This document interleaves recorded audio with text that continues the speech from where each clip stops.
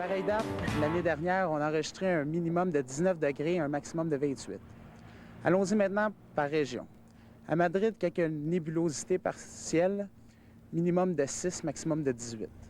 Pour les Laurentides et la Loire, encore quelques nuages, mais de vastes percées de soleil, maximum de 18, minimum de 10.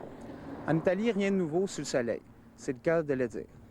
Maximum de 19, minimum de 12. Pour la Grèce, les touristes nombreux en cette saison pourront profiter d'un ciel presque sans nuages et de températures allant de 12 à 21 degrés. Minimum 8, maximum 17. En Napolie, les risques d'averses passagères sont un peu plus importants, mais rien de grave, seulement 40 %. Avec un peu de chance, pas de gouttes d'eau ne tombera. Minimum 9, maximum 13. Un peu plus frais, mais à cause de l'absence de vent important, tout de même très confortable. Pour l'Angleterre, quelques nuages aussi, mais encore une fois, rien qui porte à conséquence. De larges percées de soleil, des vents du nord-ouest qui soufflent à 35 km à l'heure, minimum 9, maximum 15. On entend souvent parler du facteur humidex. Comme en hiver, on parle du facteur vent. Le facteur humidex est en fait une combinaison de deux données, la température réelle à laquelle on ajoute le taux d'humidité.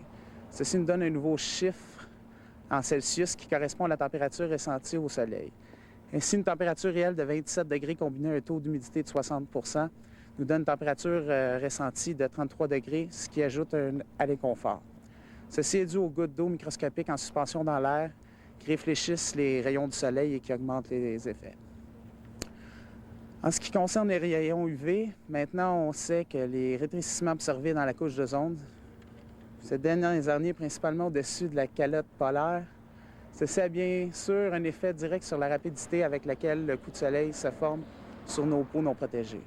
Lors de nos dernières observations, le temps d'exposition sécuritaire, le TES, avait diminué de 20 %. De retour au studio.